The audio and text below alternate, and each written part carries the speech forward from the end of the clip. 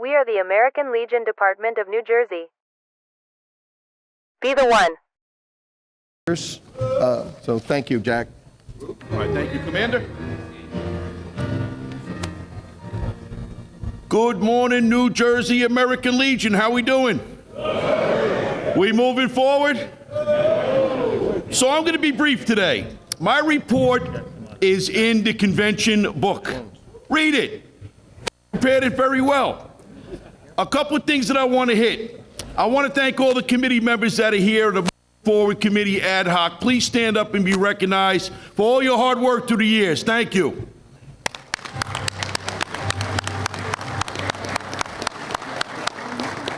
I want to thank Commander Jackson for letting us go another year and completing our mission professionally and thoroughly. Thank you, Commander Jackson. Well done.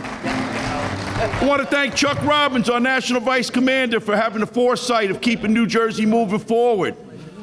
Here's 3 key takeaways here. In this next century, we got to go another 100 years. So we have to keep moving forward, am I right? So read that report, embrace that report. Read our document, which is on the website, all right? Our state-of-the-art New Jersey website for the American Legion. We're going to continue, yes we do, we have a website. We're going to continue with our leadership training workshop, and we're going to keep building leaders. We're going to keep moving our Legion family strong into this next century. We need everybody to keep moving forward with us. We thank everyone who supported the committee. Utilize the leadership training tools. Take the information and technology and utilize it, and let's keep moving forward together. Thank you. And we are now under revised Legion. We are going to be a permanent subcommittee, and I want to thank our NEC Burley Hanna and Chairman of Revised Legion for letting the Moving Forward Committee find a home where we continue to operate, and we're going to move New Jersey forward strong. Thank you. This concludes my report, Commander. You heard the report? You heard the report? All those in favor? Opposed? All right. Thank you. Good morning. Okay. Which ones? So we have Karen first, and then Femi's second. Okay. I'm going to bring a couple of VA directors up right now. At this time, I'll call for Karen Flaherty from Oxler, Philadelphia. Thank you. That's all right. Well, good morning, all. Think of me as a Navy nurse, retired Navy. All right. Where are my Navy and Marine Corps colleagues at here? All right. Okay. Go Navy. Go Navy. Love the Army, except on Army-Navy game day. All right, so a couple of things. I have the good fortune to be the medical center director at the Corporal Michael J. Crescenz VA Medical Center in Philadelphia. I live in New Jersey, so I'm a Jersey at heart. I've been in Jersey for 44 years. Stationed at the Naval Hospital in Philadelphia. Met my husband there, who was a Navy physician, and had a glorious time taking care of our veterans and our colleagues. Deployed to Saudi Arabia during Desert Storm. We were in Scott Alley. So I understand and experience from others what it's like to have some trauma. So a couple of things I want to just mention. We have all the services you could possibly imagine or need in the VA. We are VA strong. Those services continue to be present. And I want to make sure you spread that word loud and clear to all of your colleagues, because this is just a representation of who serves our veterans. And the American Legion does that very, very well. We're open for business. We have great colleagues who lead the care. We have academic partnerships that are second to none. And I want to make sure you understand that and spread that word, please. How many receive VA care? All right. And those of you who aren't enrolled, we'll find a way to enroll you today. How about? All right. Seriously, we're open for business. We have great care. Philadelphia, 70,000 veterans that I care for and serve with a team of 3,100. There's nothing we haven't probably seen or we can't accomplish together. Homelessness for our veterans. If you want a house, You want to be safely housed? We'll house you. We have a great team, about 60 people, maybe 45 people who are out in the streets taking care of this each and every day. Suicide prevention. I learned long ago as a Navy nurse, people don't want to talk about their psychological health or their mental health. They were fearful when in the military that would mean their duty stations would change or their assignments would change. So here's what I've asked people to do. Ask about sleep. How many slept well last night? Okay, a few, but not as many as enrolled in VA. They will tell you about their sleep. If their sleep patterns change and they share that with you, ask a few more questions, because that may get you to learning a little bit more about the overall psychological health and well-being of a colleague. Shipmates take care of shipmates. Let's do that. Let's make sure you know that VA is here to provide support to all of you, however you need it. If we don't have it already, we'll figure it out. If we've messed up or made a mistake, we'll figure that out. And I promise you, we are committed to your overall well-being, physically, psychologically, and spiritually. So be on the train with us. Navy's leaving the station. We're leaving the pier. Be with us. Thank you.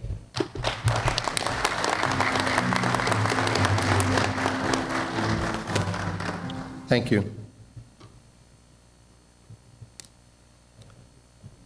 Not going to mess it up, I hope so. Vamsi Port Louis. Very good. Thank you so much. It's never close. Hey, good morning, everyone. My name is Vamsi Potluri, but I go by V. That should be easy to pronounce and easy to remember. I'm a part of the Wilmington VA Medical Center team that cares for veterans across Delaware and southern New Jersey. Many of you know we have about 3 VA clinics in southern New Jersey and 2 clinics in southern Delaware and the main medical center in Wilmington. And we partner very often with Philadelphia and Admiral Karen Flaherty-Oxler. So really honored to be here as a part of the VA team, as a part of the VISN 4 team. We had a PowerPoint that we were going to share, but I'll try and get it out to you all via email. But, you know, the Wilmington VA, serving veterans across the catchment area, not just in Delaware, but also southern New Jersey, is proud to celebrate our 75th anniversary this year. And part of that, I wanted to share with you what we've accomplished in the past, but where we're going over the next few years, including this year. So I've covered briefly the geographic layout. If you need care in VISN 4 from any VA provider, we are very proud of our telehealth, but also our in-person modality. So please, as Admiral already mentioned, please, if you are not enrolled in VA care, don't wait, reach out and we'll support you, okay? I'll give you all my email address, so if you need anything, you can contact me, Mark Taylor, Valerie Hardwood, our PAO, but we're here for you, and I genuinely mean that. And one way we're doubling down on that commitment is we're continuing to try to serve more veterans. This year, we'll hit a record high of almost 48,000 veterans served in our catchment area. And if you look 2 years back in 2023, we served about 40,000, okay? So we're serving more veterans. We're offering more modalities of care. We're trying to increase the care offerings at each location that we have, so veterans can get the care that they need where they need it. So we're bringing more specialty care, more virtual care, more partnerships with Philadelphia and our academic affiliates to New Jersey. And we're doing more in the outpatient arena, more in the outpatient and inpatient arena, and we will continue to do that for you all. Specifically, we will be expanding our Atlantic County Clinic to a brand new location.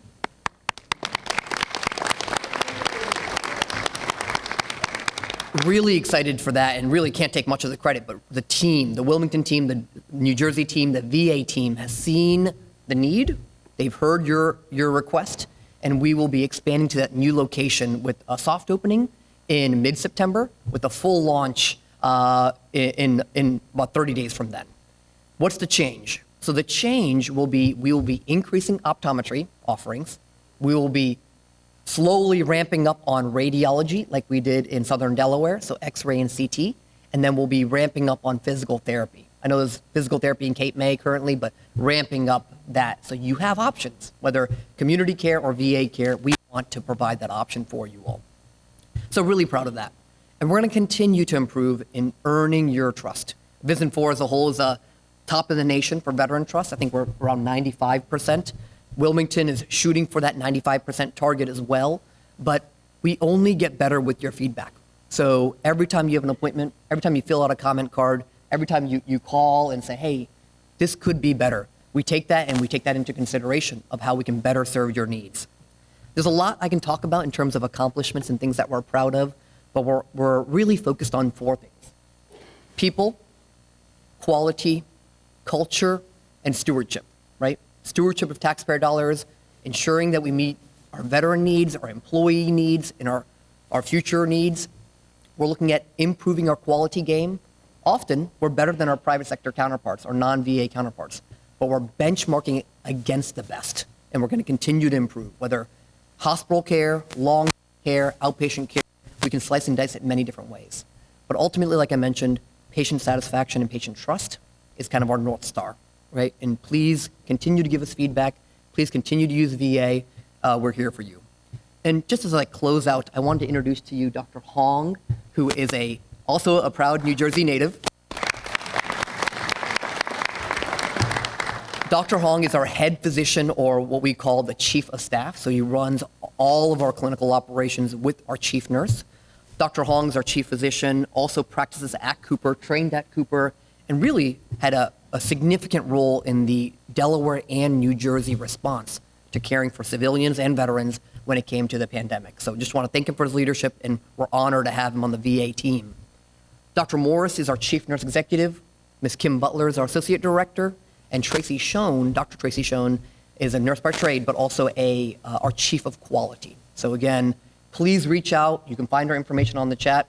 And if you would like, I'm going to just mention my email. It's really just my first name dot my last name at va.gov. So VAMSEE.POTLURI at va.gov.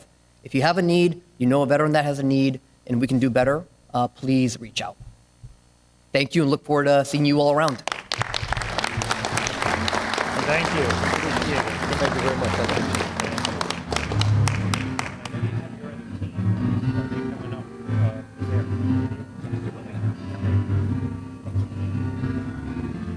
That's enough. That's it with the VA side of it all? Yeah, that's it. And we'll go ahead with Yes. Edna. At this time, I'm going to call upon Edna Long, Commander of the Disabled American Veterans. Commander. Always a pleasure to have you. Good morning, Commander. Good morning. How are you? How you doing, man? Good morning, everyone. Good morning. Commander, thank you for the invitation. I'm so proud to be able to address you this morning. My name is Edna Iverson Long, the State Commander for the Disabled American Veterans. There's a lot I would say, but I'm going to be brief. Our veterans, we have a lot to go. We have a lot of things to accomplish. But working together for the legislature that's coming through, working together for things in your departments, we will make this work. We are overdue for the things that we're supposed to have, and we're going to get it. In 5 days, I will be out of order. I will be out of office as the commander. But my mission will be identify, educate, and support female veterans. Please stand, female veterans, for us to see who you are. Come on, ladies.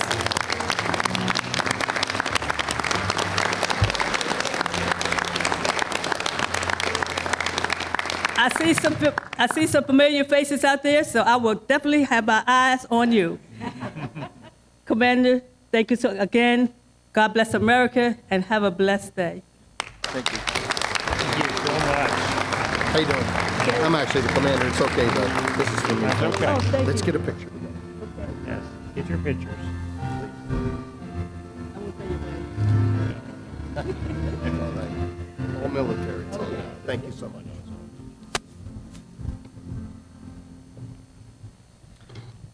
I'll now call upon the commander of Jewish War Veterans, Selena Kanowitz.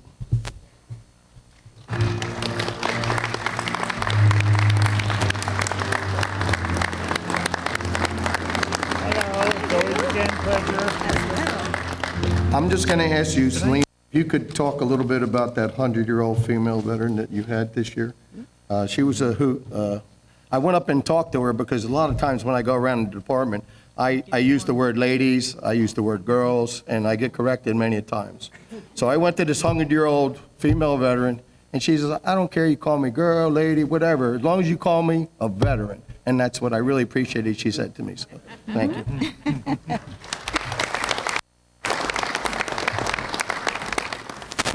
Commander, I'm very honored to be there this morning. Yes, her name is May Brill. She just turned 101 years old, Navy World War II veteran.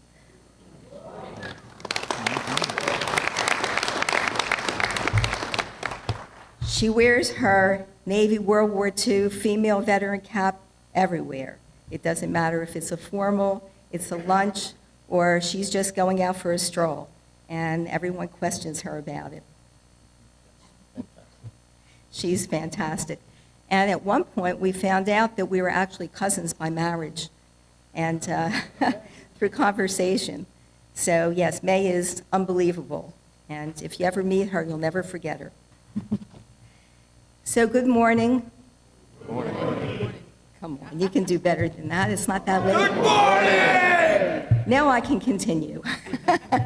I'm Selena Kanowitz, Department Commander, and as our previous speaker, I will be out of office soon, and they're moving me up, if I'm elected, to National Vice Commander of the Jewish War Veterans.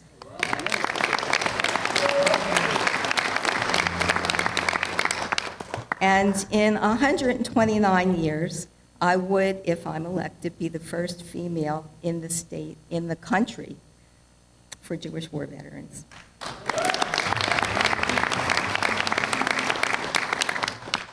So I bring you greetings from the Jewish War Veterans Department of New Jersey, who are also proud members of the American Legion, as am I.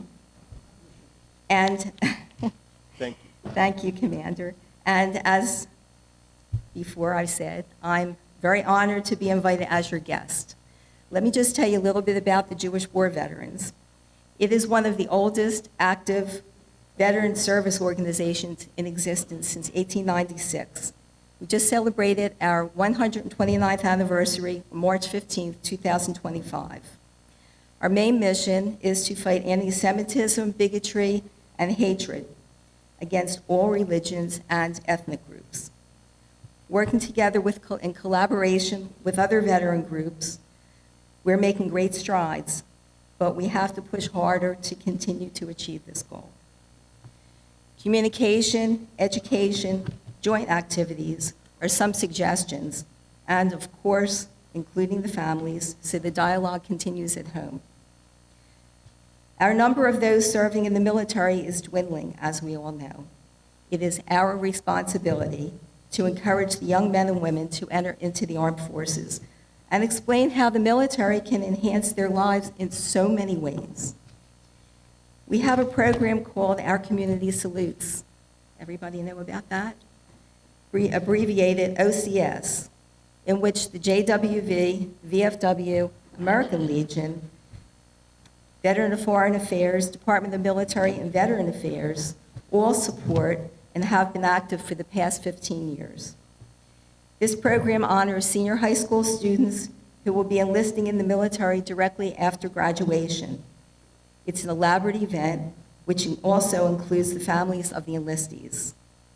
High-ranking leaders from each branch of the armed forces administer the oath, and the students also receive certificates, photos, and a pocket-sized copy of the U.S. Constitution. OCS is in many of the United States and stretches as far as Puerto Rico.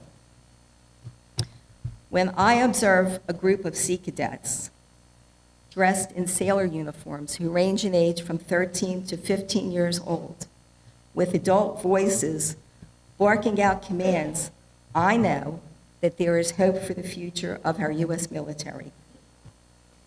And if you're not aware, today, June 12th, is Women's Veterans Recognition Day.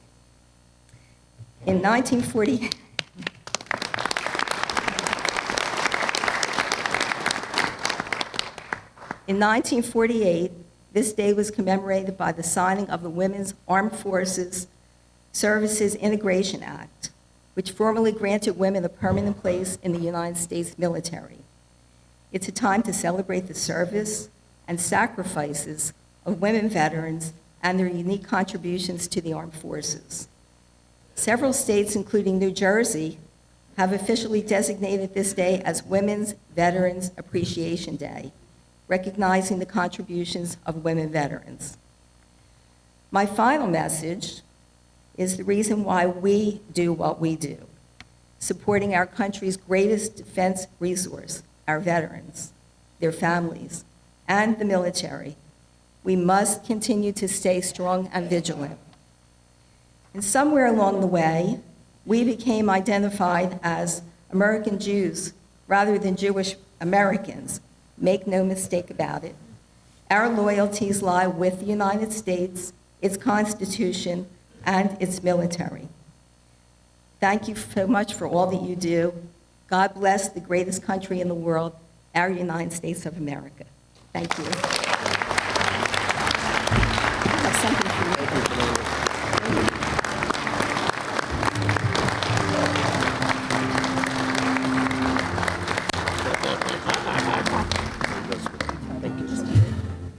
Here, let's give it. Congratulations, I wish you the best of luck. Thank you, guys. Fantastic year. And thank you for being kind with me.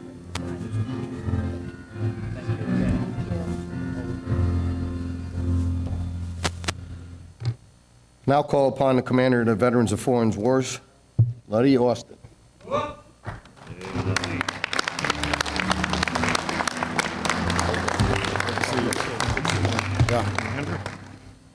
Good morning.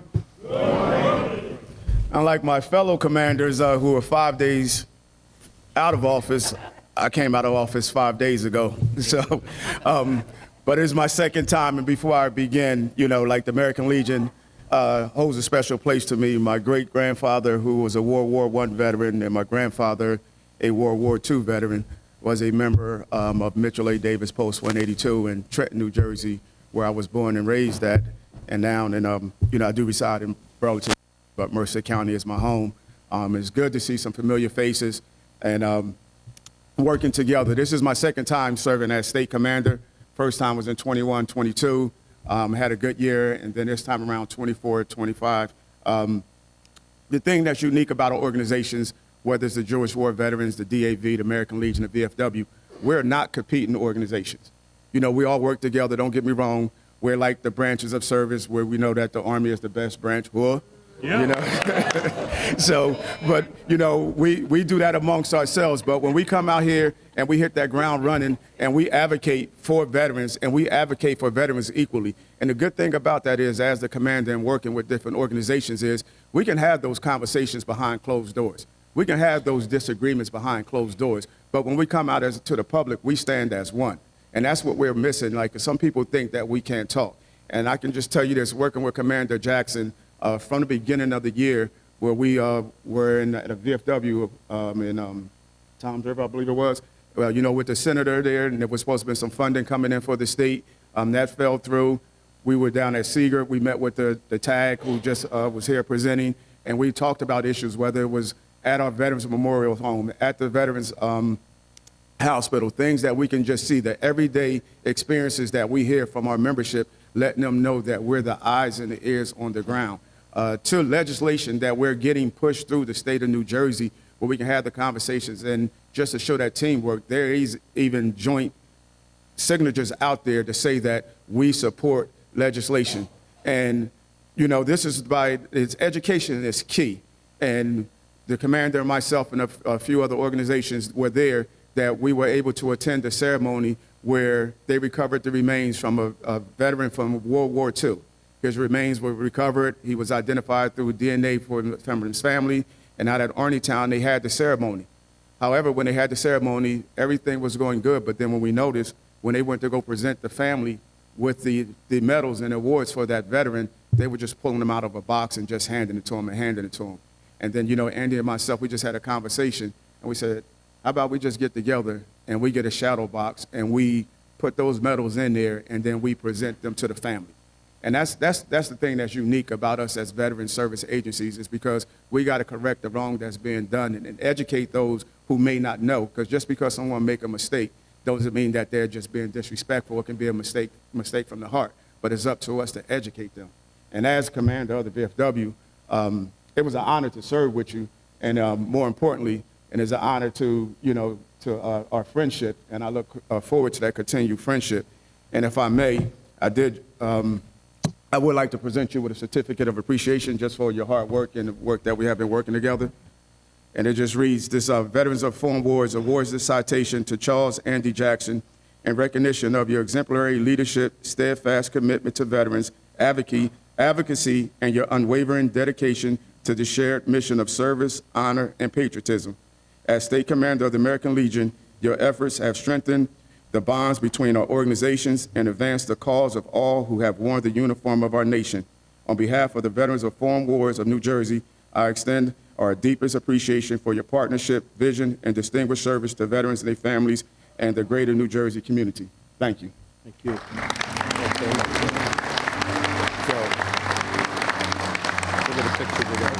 And I just have one more, is because as a commander, we come through the chairs, we start down at the post level, and then we do a lot of things, and we wear a lot of hats. So I wanted to bring you a VFW hat, so whether you're fishing or when Sunday comes, when you get to relax. I'm also a life member of the VFW. So we wear a lot of hats. Thank you. Thank you very much. I appreciate that.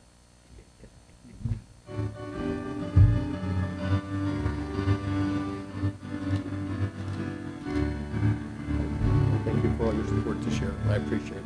Comrades. Thank you.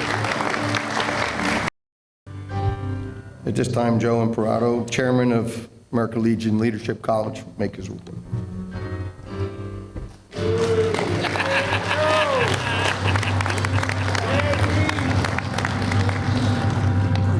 Unaccustomed as I am to public speaking, I will try to get through this with as little embarrassment for all of us as possible. Your American Legion College had another wonderful session at the end of April. Things worked out fine with the base. Things worked out fine with the classrooms. There are always tweaks and adjustments that we hope to make, but again, it all depends on the availability of things through Seagirt. We enjoy a very good cooperation with leadership at Seagirt. And as long as we're talking about leadership, how many people here have attended the New Jersey American Legion Leadership College? How many people learned something there? How many people brought it back to their posts? That's the important one. You could learn all the information, but if you keep it locked up in your own little head, it's not doing anybody any good. You've got to get that information. You've got to share that information. The most important thing you could share is to get more people to come out to the New Jersey American Legion Leadership College. We offer 8 courses. How many people have taken at least all 6 American Legion courses? Oh, I expected more hands than that. How about behind me? I took everyone but the chaplain's course,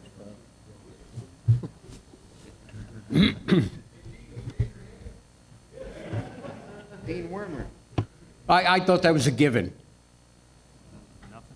The adjutant reminded me nothing's a given. Yes, I did take all 6 courses. Actually 7, because we had one that went away very quickly.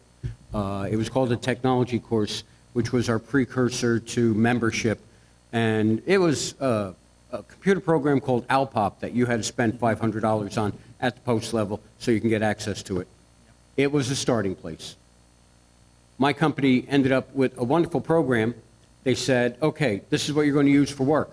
And we looked at it and we said, this is a horrible program. It takes 32 keystrokes to do this one service request. And they gave me the greatest answer I ever heard a corporation say. We know it sucks, but we had to start somewhere. So, if you didn't like the food at Seagirt, you didn't like the mattress at Seagirt, we know it sucks, but you got to start somewhere. And you start by learning more about our programs and our camaraderie, and you bring it back to your posts. And just remember this, there's only one bad question, and that's the one you did not ask. Commander, I thank you for the opportunity to serve you as your Dean of Legion College, not Chairman, Dean of Legion College, and I wish you good luck on the rest of your endeavors. Thank you.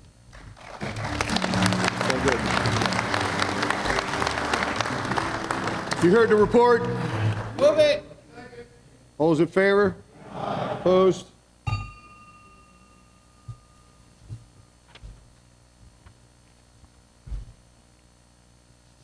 We're still waiting on auxiliary to come in. Dave Corbin, would you be willing to do your report? Are you prepared? Thank you. I appreciate that. Thank you very much.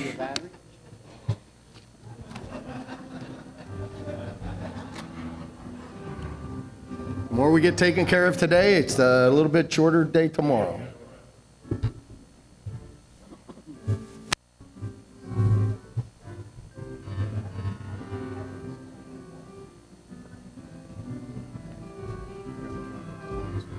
Okay, sure. No problem. Corbin, we have a ready bag. Yes, sir. Yes, sir. Sir? Okay. Two. And glasses. Where are the glasses? Gotta find them. My eyes. Leave it there. I'll get it. You don't want that. Well, good morning, everyone. Good morning. It's time that we wake ourselves up. And I will start by saying to the commander, I want to thank you for my appointment as the National Security POW MIA chairman and my team that we're working on getting together at some point. Since January of this year, the National Security Committee has gone through changes as never seen before. The changes include leadership at the top being shuffled around on an almost daily basis. Nonetheless, the committee has continued to go about their business in spite of it all.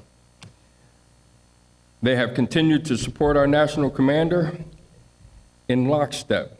The meetings have been attended, the preparations have been made, and the professionalism has been maintained. There are 7 committees that fall under the National Security Division. Director Sean Conahan has responsibility for the entire group.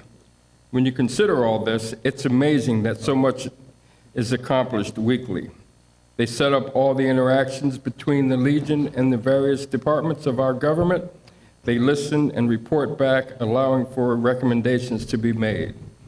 One of the primary concerns that are handled,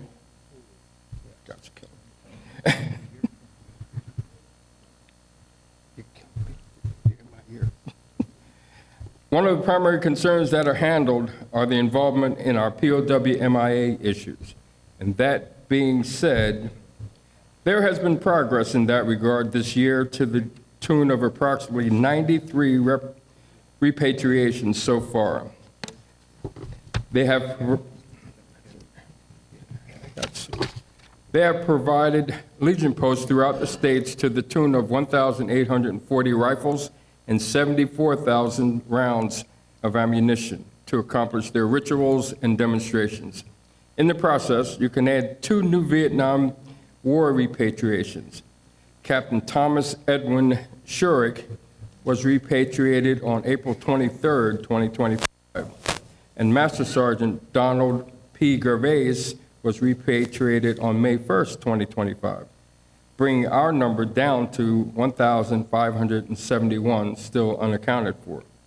Adding to actions taken this year, Lieutenant Colonel Donald William Downing, repatriated December 2024, was added to the Vietnam Memorial Wall in Homedale in May of this year. The number for New Jersey remains at 40. I'm anticipating adjustments soon. I'm still holding out for my 200 recoveries goal for this year. And with there being 6 months left, I believe that goal can be achieved. David Corbin, National Security / POW. Thank you very much. Was that good? Yeah? Okay. You heard the report? All those in favor? Opposed?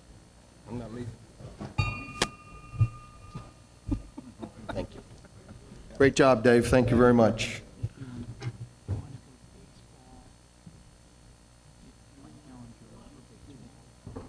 No, I can do a report on my project. Yeah. Yes, I could. Okay. You're more than welcome to leave or stay, whatever you want, you're fine. So I'm just going to do a brief report on how the project went going this year so far. So as of the other day, I think we're $127,000 raised. That's fantastic. Everybody did fantastic. We might have, thank you.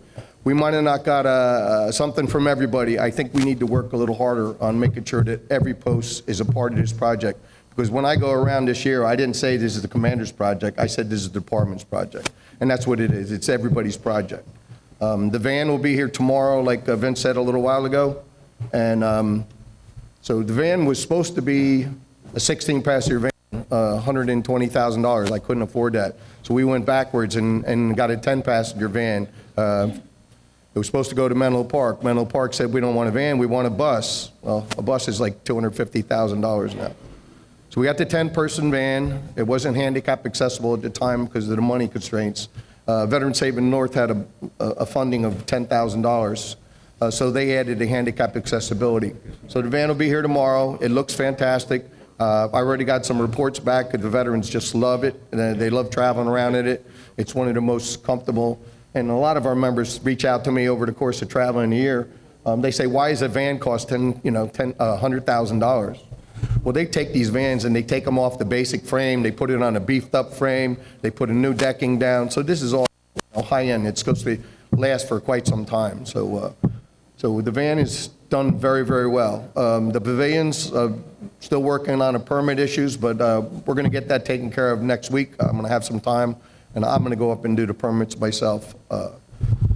Paramus said that they would work on the up north, and then Paramus, I'll get with them, but I want to finish this one in Veterans Haven South.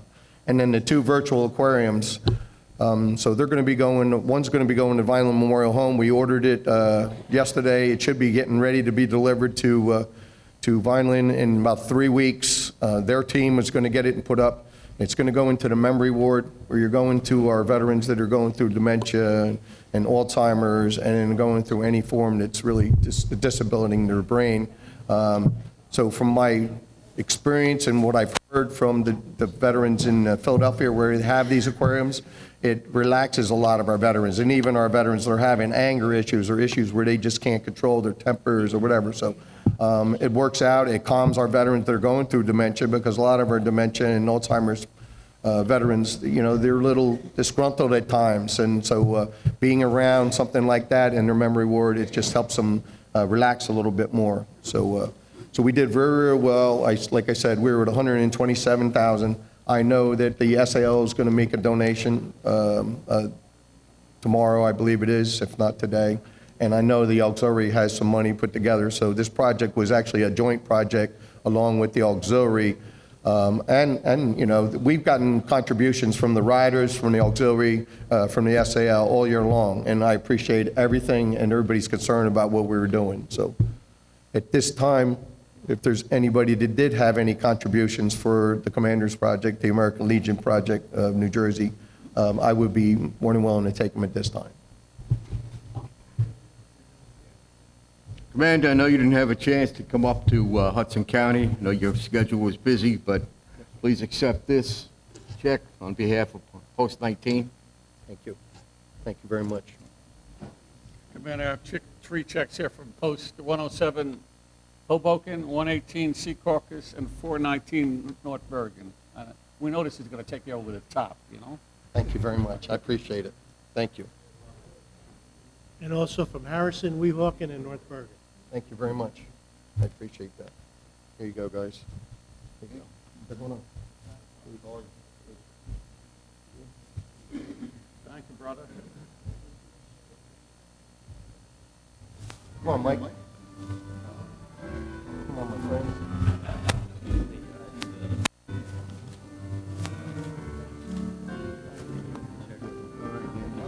It's all good, bro. Yes, sir. Got another one, Andy? Yes, sir. I left it back in the room. Oh, okay. I got a check for you for $1,000 from post 390. Oh, cool, fantastic. Okay?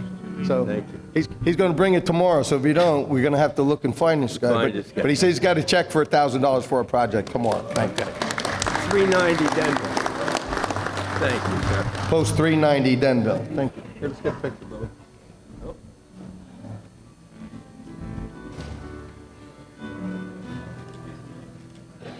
Thank you Thank you very again. much. I'll see you tomorrow.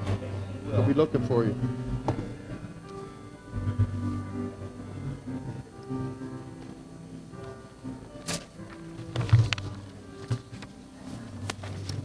We are the American Legion Department of New Jersey. Be the one.